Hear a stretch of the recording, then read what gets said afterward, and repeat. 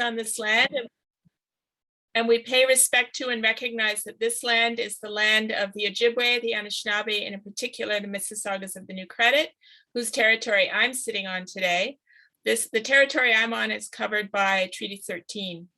The recognition of the history, contributions, and importance of Indigenous people must be connected to our collective commitment to make the promises and the challenges of truth and reconciliation real in our communities.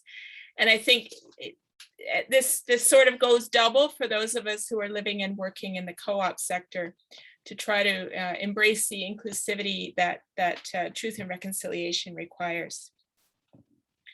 So thank you so much for joining me on the first of our fall series of webinars. Obviously, I wish I was not an expert in Zoom. I wish we were doing this in person again, and one day I'm sure we will be. But the good news is it still allows us to have education events like this, and we're really happy to do this. I'm sure you will all have seen that this is the first in a series of 4, so hopefully you'll have a chance to sign up for the other ones as well, which are being held every Wednesday in this month. So today it's all about co-op evictions. If there are people on the call who are not involved in cooperative housing, but are otherwise involved in housing, some of what I'm going to say today applies, but a great deal of it does not. So you're welcome to sit in, but it won't help you much in the work you do unless you're living or working in a co-op. I'm going to roll through a bunch of slides today. I've tried not to use any short forms. I hope that they don't appear.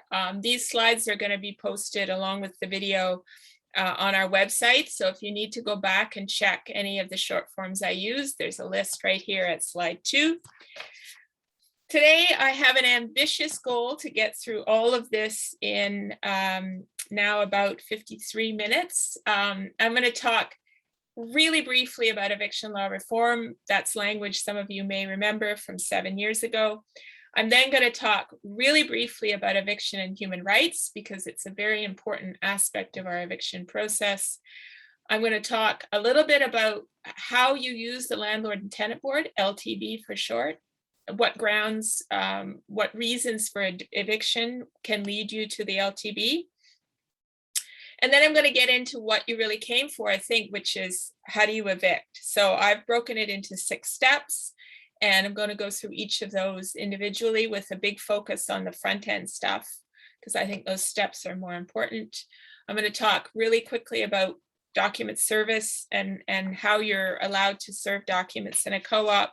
I'm going to just refer you to the new model occupancy bylaw, not so new anymore, but encourage you, if you haven't adopted that, to do so. And then I'm going to point you in the direction of some other resources and maybe answer a question or two through the Q&A, and that will take us to 1 o'clock. So wish me luck. Just a reminder, today is about legal information, not about legal advice. If you have specific co-op eviction files that you want us to give you advice on, then you can reach us through our telephone numbers or our email addresses, and we'd be happy to help you, but not in this forum. So first, a quick note on eviction law reform. So some of you may remember back to before June 1st, 2014, so just over 7 years ago, co-op evictions started with an internal process. We're going to talk about what that is. And then if the person who was being evicted did not move out at the end of the internal process, we then had to go to Superior Court to apply for a writ of possession. It was a lengthy and expensive process. So after quite a bit of lobbying on the part of the co-op sector, CHF Canada got the provincial government to change the system to make it look more like how landlords and tenants evict. So after June 1st, 2014, and so that's now, there's still an internal process. We're going to talk a lot about that. And then the vast majority of the eviction files, and in fact, every file that I've worked on of a standard eviction anyway, goes to the Landlord and Tenant Board. There are a few situations where you still have to go to Superior Court. The goal of being faster and less expensive was certainly achieved for a few of those years, but COVID, as you are likely aware, has ground the Landlord and Tenant Board down to, well, a halt for a few months last year, and they've got a huge backlog. So it's questionable whether it's any faster, but it's probably still less expensive to go this route.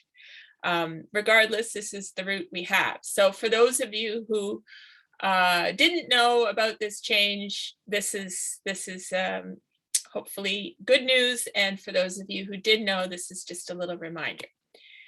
So now I'm going to switch gears a little bit and talk about eviction and human rights, because a lot of the files that I get are files that relate to a person's behavior as opposed to their arrears, for example. Arrears are sort of the straightforward ones. So this is a flowchart that sort of puts on paper what my thinking process has always been about behavior in co-ops. I'm not going to go through it in huge detail today, but I'm going to hone in on box 4 of this flowchart, which says, is the cause of the behavior code related? And by code here, I mean the human rights code. So if a member in a co-op is behaving in a way that suggests, for example, that they have a mental health disability, then you've got some obligations as a co-op, as I'm sure you're aware, to accommodate disabilities of any sort, including mental health disabilities, to the point of undue hardship. So accommodate under HRC, Human Rights Code. And so even if you believe that the file ultimately is a file you might be able to evict for, you need to be able to demonstrate you've done some work in boxes 5 and 6 of this flowchart, accommodation. And you might be successful. You might allow the person to, you might create an environment where that person no longer behaves in a way that would lend itself to eviction. But even if you haven't, you are going to be able to show a landlord and tenant board decision maker way down the road at step 4, I believe, of my process, step 5, that you understood that you had these obligations under the Human Rights Code, and you took it seriously and you tried to accommodate. So it's very important that you not forget about this, and be able to document that you've taken those steps, so that when you get to the landlord and tenant board, you can prove what you did.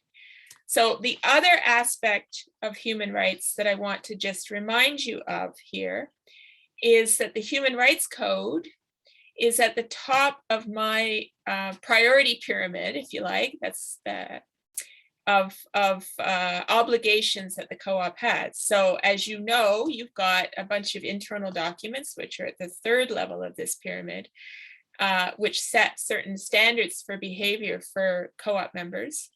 And then you've got some legislation that governs your co-op eviction process, the Residential Tenancies Act and the Co-op Corporations Act. But you also have this extra responsibility with the Human Rights Code. And I'm really just emphasizing the point that I've already made, is that if you are planning to evict, you've got to make sure you've dealt with your code-related issues before you get to your obligations under the Residential Tenancies Act and Co-op Corporations Act related to evictions. Now I want to just remind you what accommodation might mean in a co-op. So this is a representation of what it means to accommodate somebody in a physical way. So we see the diagram or the drawing on the left shows 3 people trying to not pay to watch a baseball game. And they each have a box, and they, in one case, the box is helpful. The person in the middle is now able to see the game that he or she was not previously able to see. The person on the left is in the same position as they were before. They can see over, and they would have been able to see over before. And the person on the right the box makes no difference. They still can't enjoy the situation they're in. They can't see the game. So if we rearrange those resources, the boxes in this case, we end up allowing everyone an opportunity to see the game. What this means in housing is that you have obligations to accommodate, and that might be a physical or a mental health disability. And it means that you are going to have to assign some resources to that accommodation, just as has happened here. Now, as it turns out here, it's the same resources to achieve the outcome on the left as it is on the right, 3 boxes. But often the situation means you'll be giving more resource to one person than you ever imagined. And you'll be doing that to the point of what we call undue hardship. I'm not getting into a whole lot on accommodation today other than this slide, but this is a reminder that accommodating somebody, even if you're planning or if you would like to be able to evict them, you're going to have to devote some resources to that process and take the time necessary to be able to demonstrate anyway that you understood your accommodation role and you attempted to meet it. And you attempted, in fact, in a housing setting involving behavior, you were attempting to achieve an outcome at box 6, for example, where accommodation is successful and the person can maintain their housing.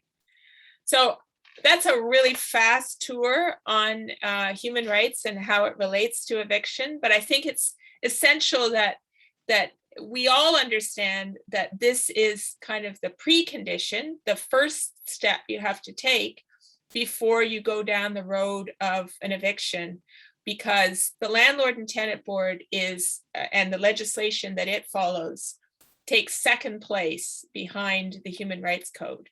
So you need to make sure you've addressed the human rights issues in a file before you end up at this stage, which of course is short, first of all, for Landlord and Tenant Board, but also the ultimate place where evictions are now dealt with.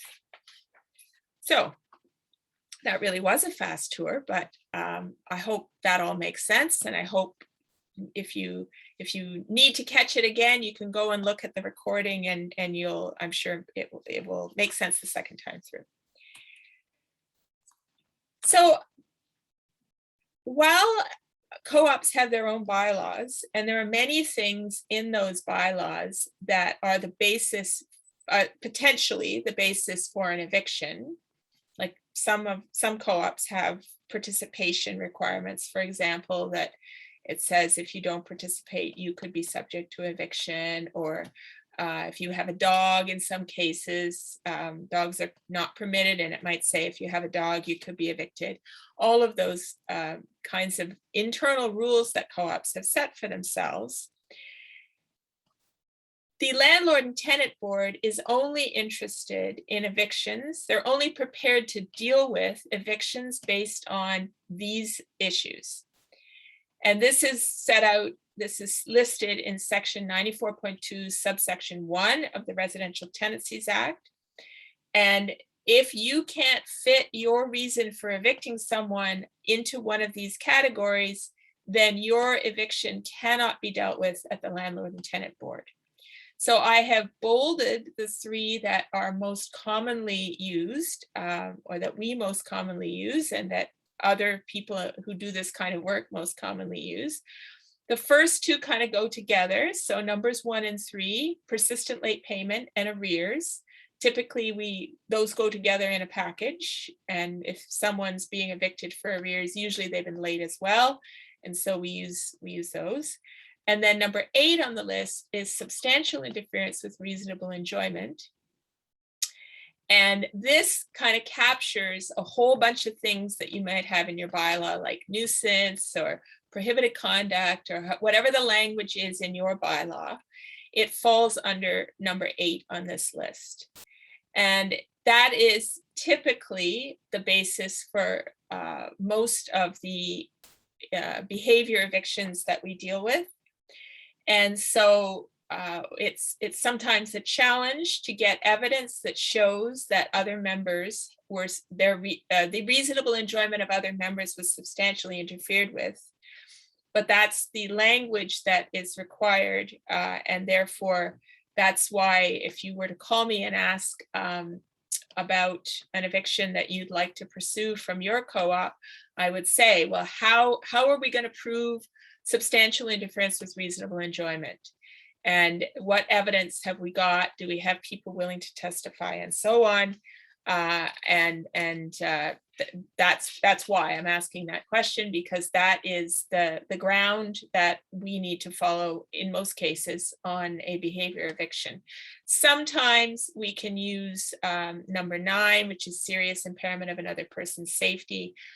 Those tend to be fairly rare. And sometimes we're using undue damage or illegal acts. These are all trickier rather, and less commonly used than number 8, substantial interference with reasonable enjoyment. Why else might we go to the landlord and tenant board? Well, sometimes a member gives notice that he or she is going to leave, and then they don't. And so there's a separate process for doing that.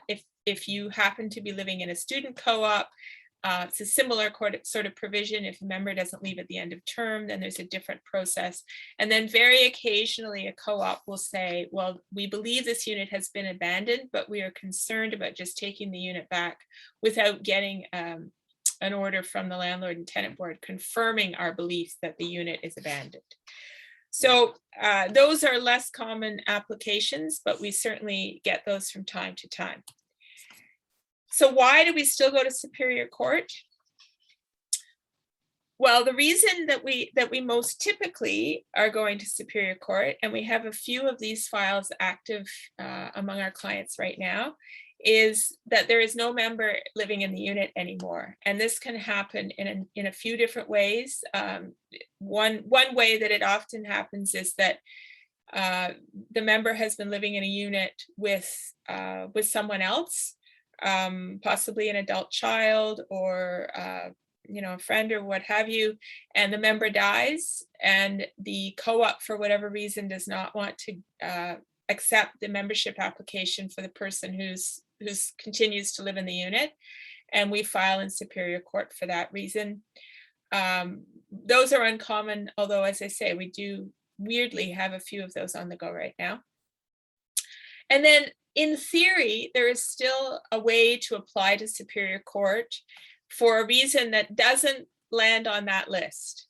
So you might say, well, participation, for example, or having a dog when they're not allowed a dog. In theory, those would be reasons to go to Superior Court. But in practice, those have never been reasons that we would have recommended that a co-op try to evict anyway, because the chances of getting a successful eviction are very, very, very slim. So if your behavior can't be squeezed into that list, then my guess is you don't have a case. But that would be something you would want to discuss with whatever lawyer is representing you on an eviction file.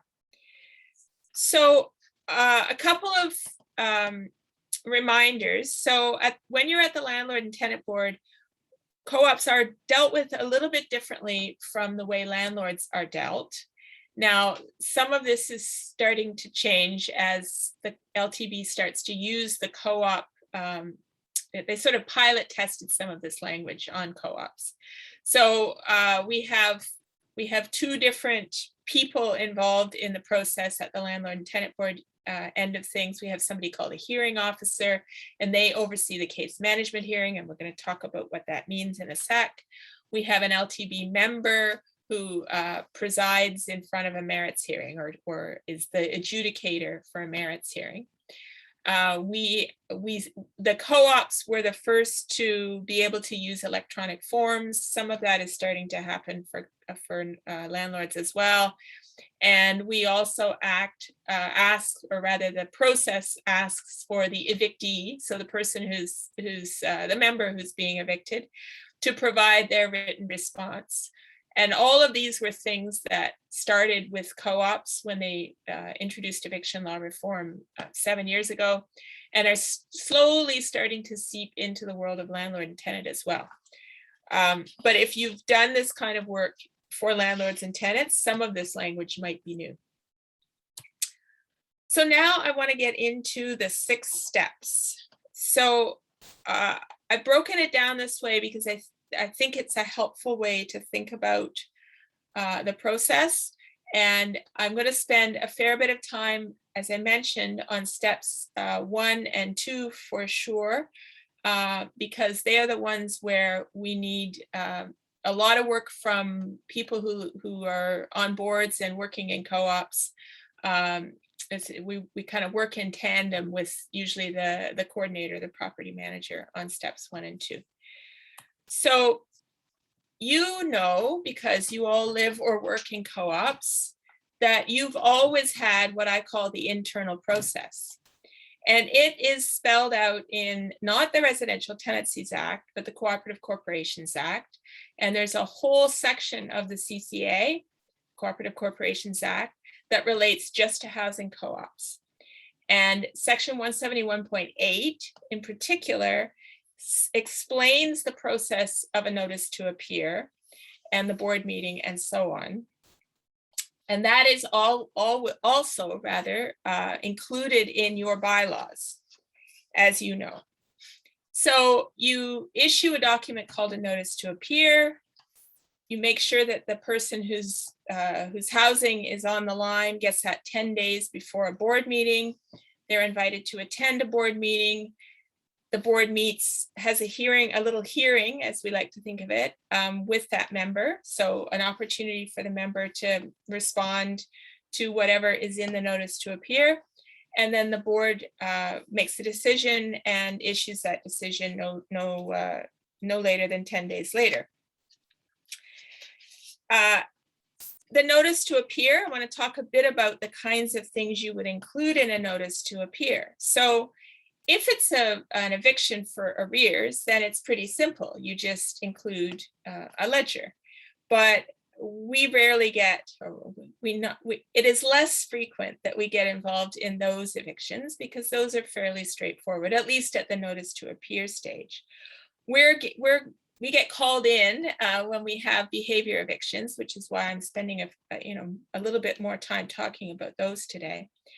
Because in a notice to appear, we want to be sure that all of the incidents for which the co-op believes there might be a reason to terminate the membership and occupancy rights or evict the person, we want to make sure all those incidents are included in the notice to appear so that the person who receives it can spend those 10 days thinking about how they're going to respond to those incidents.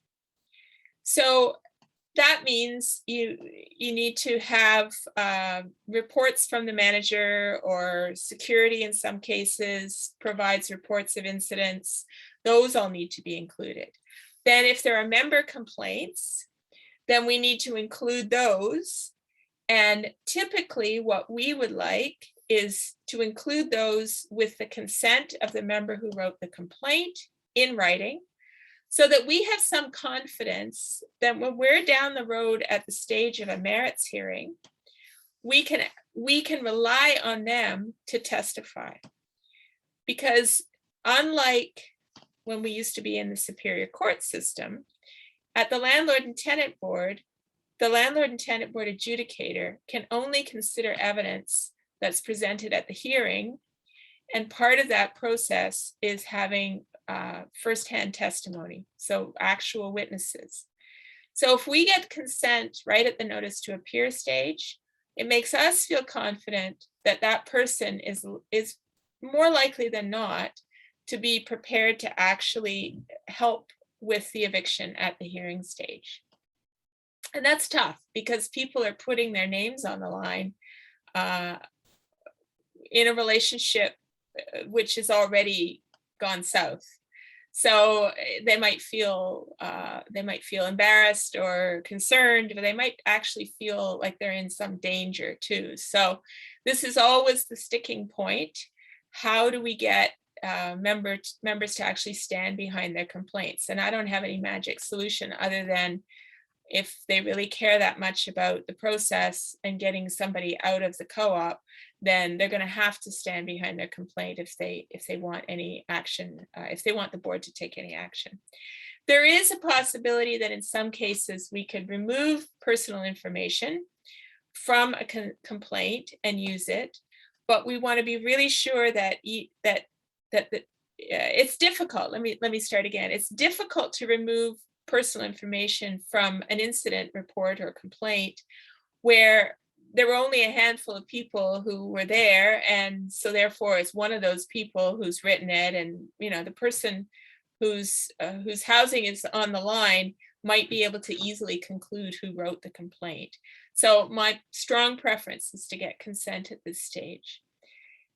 In any of these documents that go into the notice to appear, we need details. We can't have like vague statements like this person makes a lot of noise, or this dog attacked my kid. It needs to be on such and such a date, such and such a thing happened. This was the impact on me. And so often, for example, in a noise situation, I will suggest that the complainant actually keep a log, and then, a handwritten log on, what's today, October 6th at 12:30, I heard a loud bang on the floor above me, followed by 17 other loud bangs 10 minutes later, and this drove me nuts, woke my kid up, whatever. Details are essential, because the person who receives the notice to appear can then say, well, actually, that could not have happened because I was at my job that day on October 6th at 12:30, and here is my boss's note confirming that. So it's a way for someone receiving a notice to appear to respond in an informed way, and it's the kind of level of detail that's required at the landlord and tenant board to justify taking away someone's housing. The other thing I include in a notice to appear is what else has the co-op done to try to resolve this problem? Because one of the things that the landlord and tenant board adjudicator needs to contemplate, needs to think about, is whether the whole process has been fair. And one of the sure things that they're going to be thinking about is what else did the co-op do before they started with an eviction proceeding? What else could they have done? And if you already start making that list right at the stage of the notice to appear, that means by the time the file is ready for the next stage, we know what to include in the next document. The notice to appear doesn't actually ever go to the landlord and tenant board, but all of the information in it, if it's well drafted, can this just be cut and pasted into the next, the LTB notice procedure. So hopefully that's helpful. And so what that means is you are documenting things all the time. Everything needs to go in writing. Everything needs to be recorded in some way so that we've got the kind of evidence to go into a notice to appear. So at the notice to appear meeting, sometimes boards ask me, well, what are our options? So here's how I see the options at a notice to appear meeting.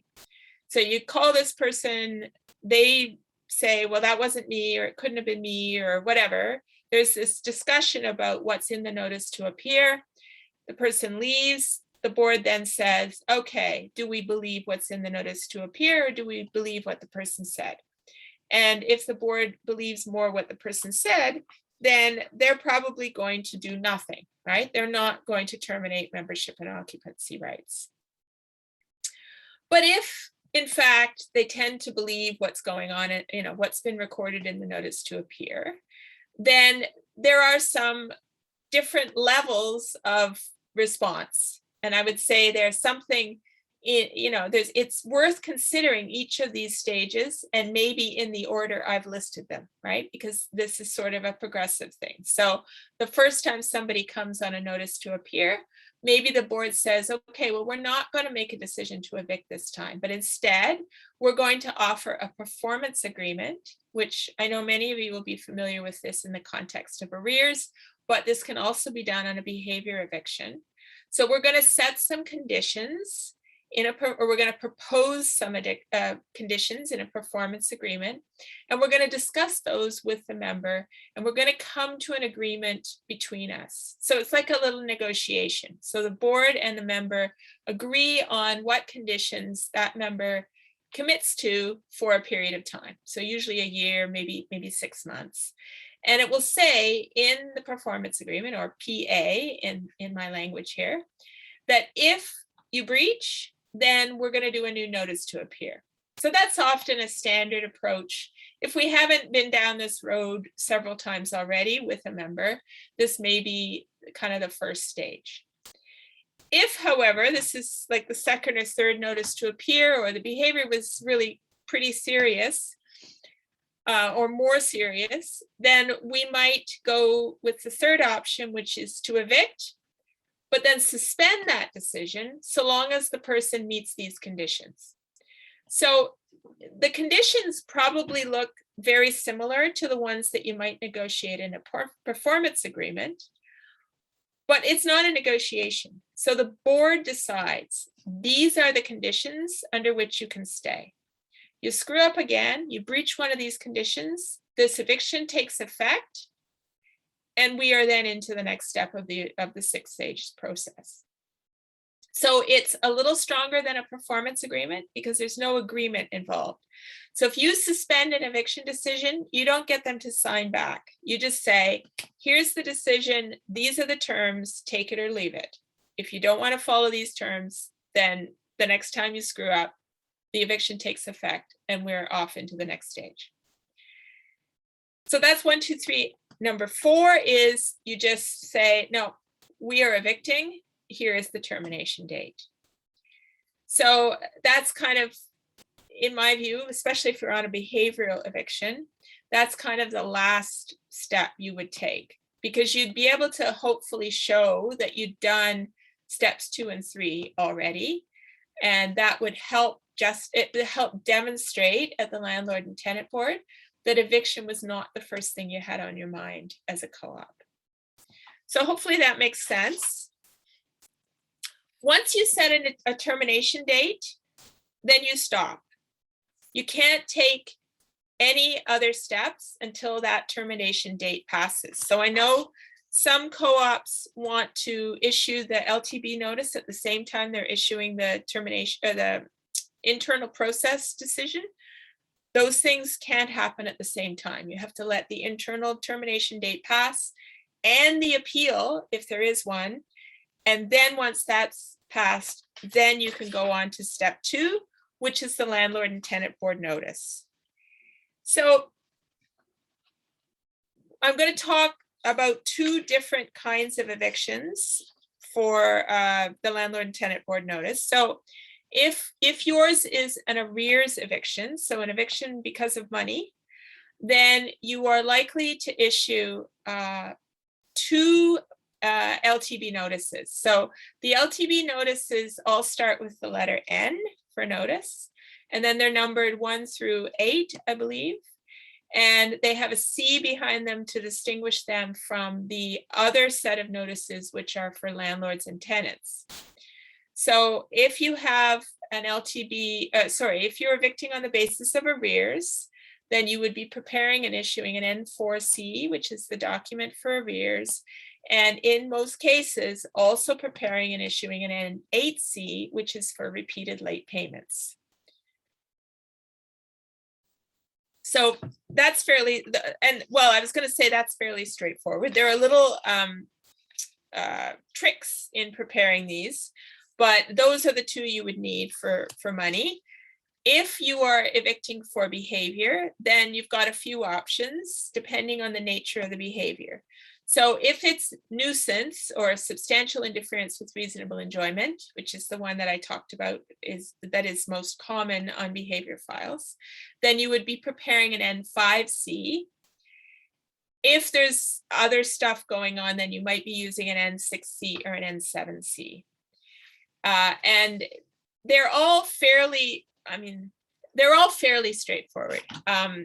They're not entirely straightforward though. The trick is to follow the notice instructions really carefully. So all of these notices are on the LTB website, and they all come with them some information that helps you fill them out. One of the little hiccups is around setting a termination date. So you've already got your internal termination date that the board set, and that has passed, right? Big stop sign, you stop, wait for that to pass. Now we've moved on. But now there's a new termination date, and that will depend on which notice you're using and which reason on the notice you're using. So it's a little complicated. I'm not going to get into the detail, but you're smart people. You'll figure it out when you have to, or you'll be working with us, and we'll be smart people too. Next little, I won't say hiccup, but detail, which can affect the outcome here, is that some of these notices can be what we call voided, meaning the process can stop if the person who receives a particular notice takes a certain action. So for example, on an N4C, so remember that's the one for arrears, that document says, if you pay the amount owing within 14 days, you have voided this notice, meaning the process stops. You cannot apply for an eviction. So in the case of arrears, that's probably all you wanted, was to get the money out of the person and into the co-op bank account. So if that's happened, then you're golden, the member's golden, you don't have to do anything. You can't do anything. It's a little more complicated with an N5C. So remember I said N5C is what we use for substantial interference with reasonable enjoyment, otherwise known as nuisance. If someone's behaving in a way that breaches the bylaws and you consider nuisance, you go through the whole notice to appear process, you pass the termination date, you're now preparing the LTB notice. The first, you deliver the notice and you wait 7 days.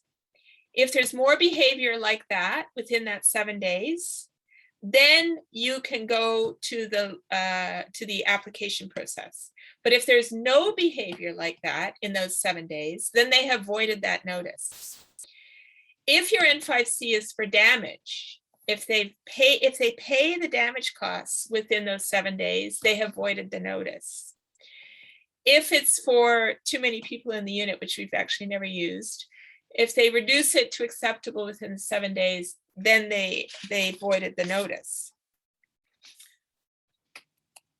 But here's where it gets really interesting. If they haven't engaged in that behavior again in those 7 days, but they do it in the following 6 months, then you issue a second N5C, which cannot be voided.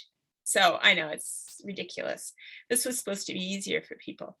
But anyway, if you think about it, it makes sense. You get a chance to improve your behavior. And if you do improve it briefly for 7 days, then that's great. The next time you mess up, then we can go ahead and you don't get a second chance on that N5C.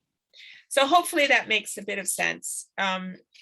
It's a bit complicated, and often co-ops rely on our help on these. I do notice there's a question, and I'm going to go to those at the end, just because I've got a lot to cover still. So sorry for the questioner, but I promise I will look at the end. So now we're at step 3, which is the LTB application process. So every co-op application must have a completed Form C for co-op. Then there are kind of sub forms that go with the C. You use a C1 for arrears. And remember, you've already done an N4C, so you'd be including that with it, but the application is fairly straightforward. You would use a C2 if you've got any of the behavior stuff in an N5C, N6C, N7C, or N8C. And then you would use a C3 for some other reasons, and I'm not going to talk about them in huge detail right now. But I want you to take a look here, because you'll see that on you're using a C1 for arrears, and you're using a C2 for late payments. So that means if you're evicting someone for arrears and repeated late payments, you're going to be submitting a C, a C1, and a C2. So again, it makes sense. And the application instructions are fairly clear, but you can get caught up if you miss something or misread something. So just be really careful rather when you're reading and completing these things, or rely on us, your choice. So we've submitted the application, and now we get what's called a notice of hearing, NOH.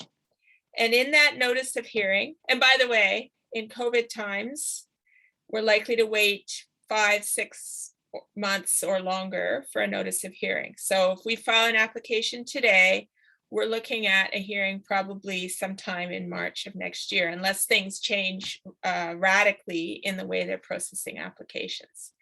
That's been our recent experience anyway. 6 months ago, it was more like a year from the time of application to the time of a notice of hearing coming. So the notice of hearing will give us notice of 2 different hearings, in fact. The first is a case management hearing, and the second is a merits hearing. And I'll talk about that on the next slide. But a case management hearing is a chance for the co-op and the co-op member to meet with a hearings officer and think about how they can enter into some kind of agreement to allow that member to stay. So it's a bit like a performance agreement or a suspended eviction decision. So it's setting conditions for the relationship to continue. And so we think about the future, not the past. So we're not going through a bunch of evidence about what happened, when, and to whom. We are talking about what can happen in the future that will allow this person to stay in the housing. So this is a way, so why do we do this? Well, we do it to try to help the person maintain housing. I hope that that's usually the reason that people want to settle at a case management hearing. But it also looks good to somebody down the road if this person screws up and the behavior has started again, or the arrears have built up again. It's a way of demonstrating that eviction was not the first thing the co-op was thinking about, but they were thinking about how to preserve the housing. They gave them another chance, and the wheels fell off again, or the relationship soured again. So before a case management hearing, I think if you're represented, your lawyer or paralegal will be encouraging you to think about what kinds of things you might be able to agree to as a co-op that would allow the person to stay in their unit. And you'd be thinking through those terms so that you had some idea of what to propose when you get to the case management hearing, what to do during a case management hearing, while listening actively to the person on the other side to try to figure out where the middle ground is. The mediator's job, or the hearings officer's job, is to do that, but it's important that everyone else at the table, which of course is now a Zoom call, but it's important that everyone be thinking about how to creatively solve this problem. And then after the case management hearing, if you've settled on terms, on conditions for the person to stay in their housing, then you would be making sure that they follow those conditions. So often, though, we get to a case management hearing and the parties are not actually able to come to a settlement, or the member doesn't show up. Then it's kicked over to what's called a merits hearing, which in the pre-COVID days looked a bit like this graphic, with somebody sitting at the front of the room looking very much like a judge, listening to evidence and trying to make a decision on continued housing or not. So this is the opportunity where you're focusing on the past, not the future, because as the co-op, you want the future to be this person leaving their housing, and you're giving the evidence of past activity in order to help the decision maker come to the conclusion that this person should be evicted. And so you're preparing like crazy before a merits hearing to make sure you've got witnesses who can present the evidence in a way that is convincing and true, of course, and helping the adjudicator, the decision maker, come to the decision that you want them to come to. During the hearing, of course, you're being attentive to what's going on. And then after the hearing, hopefully, if you get the order that you're seeking, which is an eviction, then you'll be moving to step 6, which is about enforcement. Now, I should say that at a merits hearing, often, most of the time, in fact, the adjudicator will do what's called reserve their decision, meaning they won't be issuing the decision on the spot. They'll be going away and thinking about it and looking at the evidence that's been presented and replaying the tape, if I gather, and then making a decision based on their review of the law and the evidence. And that process can take weeks, and sometimes more than weeks, before you actually get an order. So what you're doing after a merits hearing often is waiting around to find out whether you were successful or not. And of course, during that period, the person whose housing is on the line might be not paying, might be behaving badly, whatever it is, and there's really no way to control that during that period. So that can be sort of a tricky period. So step 6 is the enforcement stage. So if through step 5 you do end up with an adjudicator who agrees that the person should be evicted from their unit, then there's a process of applying or of sending that order to the sheriff, and having the sheriff schedule a time to actually conduct an eviction. And then in some cases, although it's rare, co-ops will also ask us to take steps to collect the arrears from the person, if it's an arrears case, of course, through other channels, or sometimes co-ops just simply send that amount to collections. And a collections agent, of course, takes a hefty portion of what they collect. That's how they make their money, and then gives whatever the co-op is entitled to. They get that amount. Often, though, even in arrears cases where the arrears are high, if the person being evicted has no source of income that you can garnish, or really any money at all, then often co-ops will simply write those arrears off, knowing that at least now they can put somebody in the unit who needs the housing and who hopefully will pay the housing charge. So that's the 6th step. How long should this all take? Well, this is pre-COVID. And if it was in the best case scenario in pre-COVID, between the day you serve the notice to appear and the day the sheriff enforces, was probably going to be around 120 days. So that's 4 months. In post-COVID, I would add another 6, 8, 10 months to that. This is not a quick process, and I wish it were easier for co-ops, because of course, if it's an arrears case, often the person is not paying their housing charge during that entire time. If it's a behavior case where the community is being disrupted or otherwise interfered with, that's a long time to manage that process also without any guarantee of an outcome. So eviction really needs to be the very last resort. there are so many other ways, as you all know, to resolve community problems. And so this really has to be the last thing you turn to. Document service, I just want to remind you that although in the pre-eviction law reform stage, we taped things to the door, we now have something listed in the Cooperative Corporations Act and in the Model Occupancy Bylaw, if you're using it, that requires you to serve it in different ways. So you can leave it in the mailbox, you can slide it under the door, but you don't do this anymore because this is sort of seen as embarrassing, and it of course can also be removed by someone other than the person for whom it's intended. I've referred to the CHF Canada Model Occupancy Bylaw a few times now. I'm sure many of you on the line today are already using this bylaw, but this replaced something that had been in use for a decade at least prior to eviction law reform. And it updates the eviction process, but also a lot of other things related to co-op occupancy. And so we encourage all of our clients to use it.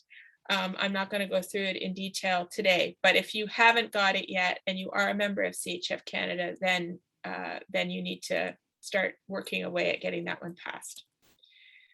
Here are some resources for you. The LTB website has a lot of really useful stuff on it, including decisions and that sort of thing. The CHF Canada Ontario Regional website has a section devoted to evictions. The CHF Model Bylaw and its guide, really excellent things. I have to give a little plug for our own blog. We do blog about eviction stuff from time to time, along with a lot of other stuff that might be interesting to you. The Residential Tenancies Act and the Cooperative Corporations Act, of course, are the legal framework for all of this, so it's worth knowing about them. The Landlord and Tenant Board has rules and interpretation guidelines, all of which is on their website, but that can be helpful too if you're representing the, if you're doing this on your own. And then something called CanLE, which is an online database of decisions of courts and tribunals like the Landlord and Tenant Board all across the country. They have a section devoted to the Ontario Landlord and Tenant Board, where you can find specific decisions that might help you understand the kind of evidence that would be necessary to establish an eviction. And then there's a whole bunch of useful textbooks and so on that I have beside me in my home office and another set downtown in my work office. And they're like, they're essential to doing this kind of work. And they might be useful for you to look at from time to time as well, although it might be a bit expensive to buy all of these for one time a year. But anyway, okay, that's all I wanted to cover today. And it's 3 minutes. I'm going to stop the sharing and I'm going to open up the questions and see what I got here. Okay, so first question I've been asked, should a member be concerned about a notice to appear staying on their record at a co-op, even if it didn't lead to anything further? Can previous notices to appear or performance agreements be used against someone negatively in the future? I would say, as I will probably say when answering most of these questions, it depends. So I would, certainly I use the fact of there being previous notice to appears or performance agreements when I'm working on a new notice to appear or performance agreement. The behaviors that have been addressed, if they were sort of done and dusted, if you like, I won't spend a lot of time including them in a new notice to appear, because you can't sort of be hit for something twice, you know what I mean? But I think the fact that there is a history of it with lots of current stuff to address, I think is really important, and I would include that. So is evicting for arrears and repeatedly late, does the co-op have to issue a Schedule D notice for arrears, or Schedule E notice to appear. Okay, so there are two different notices. One is for arrears and the other is for other kinds of behavior. And so the Schedule D, I believe, is the one for money, and the Schedule E is for everything else. But if you're dealing with both issues at once, as often happens, I would just combine those two schedules. I mean, there's nothing magical about them.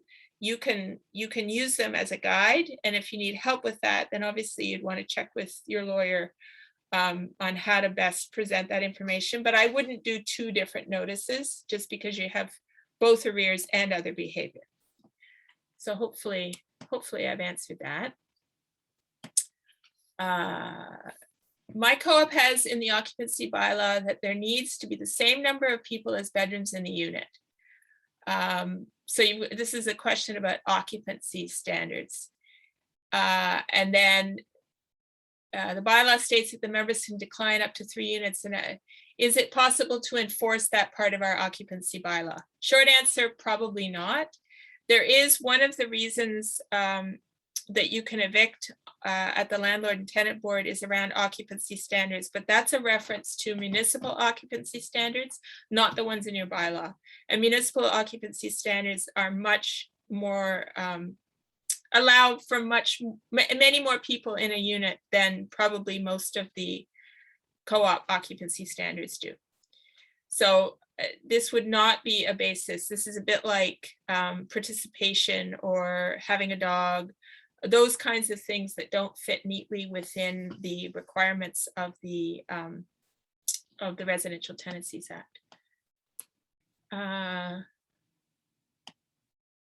So someone's asked me, on the second N5C for behavior, do you have to have a new internal process or proceed straight to the N5C?